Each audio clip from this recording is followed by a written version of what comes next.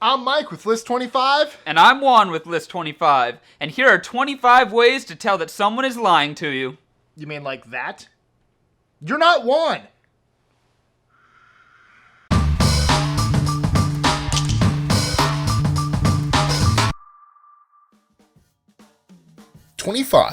Clearing the throat. When we lie, our bodies prepare for a fight or flight scenario. To do this, our bodies whisk moisture away from our throats and send it to our skin. If you suspect someone is lying, they may clear their throat to alleviate the dryness. So is that what this whole video is going to be? I'm just going to be the liar? Yeah. 24. Sweating. Similarly, all the extra moisture now present in the skin starts coming out as sweat, giving rise to the cartoon image of liars overheating and sweating profusely. 23. Sliding the jaw. To get moisture back in the throat, liars often make subconscious movements which give them away. To stimulate the salivary glands to produce saliva, they can open their mouths and move the jaw left and right. Take a look at someone you think is lying and see if they show this behavior. 22. Telling bare-bones stories. If someone recounts a story with just the basic outline, they may be lying. Truth tellers often use small salient details from the story, such as the time or setting of the event they're describing. Liars leave out these little details because they are harder to keep track of. On the flip side, liars may go into great, fake detail when you ask them a simple question. This is a form of overcompensating for the lie by flooding the listener with details.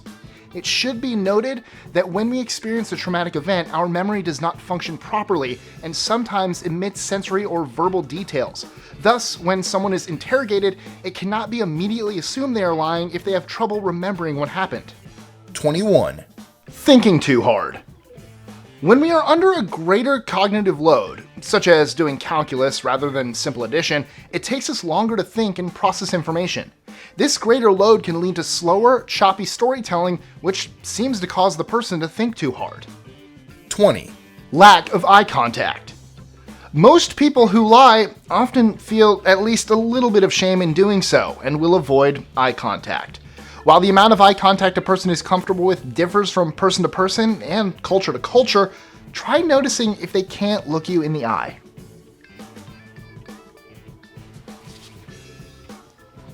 I feel like this list is going to give me a bad reputation. I hope so. Wow. 19. Eyes pointed towards the door. Body language is one of the biggest ways liars give themselves away. When their eyes aren't looking at you, notice where they are looking at. If their eyes constantly point towards an exit, such as a door, they are demonstrating the desire to remove themselves from the lying situation and the anxiety it causes. 18. The Adam's apple jump. If you think someone is lying to you, just watch their Adam's apple. Normally when we swallow, this bump moves slightly up and down. When we're lying, we give a big gulp and swallow harder, causing the Adam's apple to noticeably jump. 17. Speaking slowly. Since a liar has to be careful their fabricated story doesn't conflict itself, they'll often speak slower than is natural to self-edit the story on the fly. I'm actually going to stop making puns. 16. Minimal gestures. Someone who is lying will often be more physically reserved, keeping hand and head gestures to a minimum. This relates to the subconscious idea of being smaller and less noticeable. If they are less noticeable, the idea is that the other person won't suspect something is up. This has the opposite effect generally. Avoiding gestures often gives away a liar. 15. Short and sweet stories. One of the most telltale signs of a liar is someone who tells extremely short stories and gets annoyed when you ask for more detail. Generally, the longer and more detailed their story, the more likely it is that they are telling the truth. 14. Checking the time. Here's a useful fact both for daily conversation and helping you know when someone's lying to you. People who want to end a conversation will frequently look at their watch, signaling they are uncomfortable or bored. It could be a sign someone is looking to end a conversation too. Look at my wrist. I have to go. 13. Heavy breathing. One of the most Hollywood depictions of a liar is with heavy breathing. Since our bodies are preparing for immediate extreme action, our breathing increases to get more blood to our muscles. This deep breathing can be seen watching someone's shoulders rise and fall, and is sometimes accompanied by a cracked or garbled voice. I was gonna do the voice too, but I didn't know how to make that up on the fly. 12. Constant correction. More commonly seen in people who are caught without time to develop a cover story, constant correction can be a red flag. People who lie have to modify the story so far from the truth that they often backtrack on what they say. For example, I got there at 9. Well, it was more like 9:30, or 9:20 even. 11. Feet pointed away. While at your next networking event, take a look at the feet of small groups of people talking to each other. Pointing one's feet towards the other person is a sign of interest. Pointing the feet away, especially towards an escape route, may signal a lack of interest, or that a person is lying. Of course, this isn't a hard and fast rule, but considering how rampant exaggerating one's credentials is, see how many people you can catch fibbing at your next event. 10. Lifted chin and tilted head. You can also look for a person's head positioning at an event or in a conversation. Liars, or shocked or bored people, will often lift their chin, moving the head backwards to mentally move away from the source of anxiety or boredom. They may also jerk the head back when you ask a question, which could out their devious ways.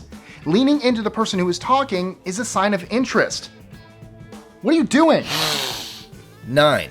Leaning away. Besides moving their feet and head away, liars may often lean back to create a physical distance between themselves and the person they're lying to. The discomfort caused by lying often makes us distance ourselves, or leave entirely, from the situational anxiety. 8. Freezing in place. What happens when one cartoon character catches another lying? The liar will often freeze in place and look shocked. The same can happen for some people who lie. Rather than twisting their hands or moving around nervously, some liars will stiffen up straight, shocked, but poised to make their next move. Don't look that poised. Oh. 7. Deferring to bad memory. Truth tellers recount a story as it happened and are easily able to pull up a chain of events from their memory banks.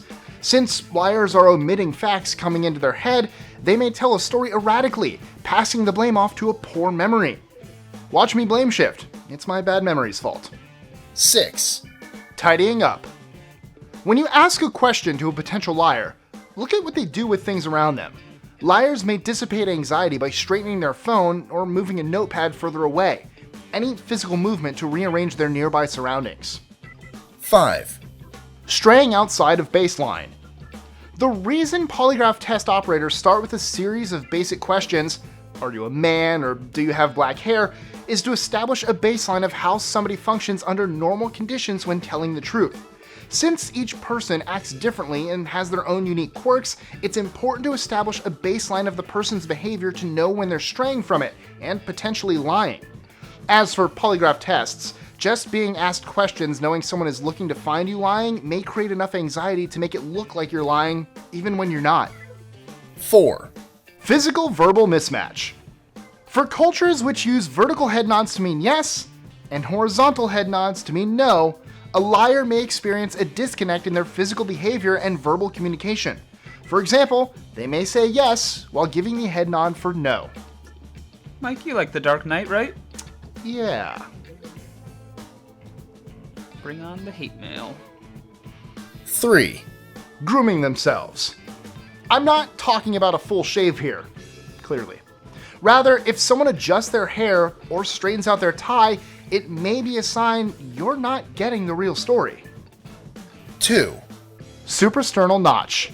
One of the most vulnerable places on a human's body is the suprasternal notch. You can find this spot by finding the top of your sternum and moving up. Since this is a clear and direct path to the esophagus, liars, or anyone feeling threatened, will psychologically protect it by covering it up with a hand. People wearing neck jewelry may play with their necklace to cover up the area. 1. Keeping strict eye contact. While avoiding eye contact or fidgeting nervously are obvious signs of a lie, some liars will overcompensate by maintaining strict eye contact with minimal blinking. This last fact goes to show that no one method on this list can be used exclusively or independently to condemn someone for lying. But if you suspect someone of lying, they can be good ways to start building your case.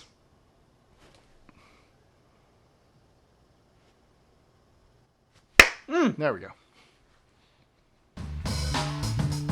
Enjoying our lists? Be sure to click that subscribe button in the top right corner so you don't miss out on new ones every Monday through Friday. Share them with your friends and help us consistently conciliate curiosity. And if you want even more lists, check out these two videos here or just head to our website at list25.com.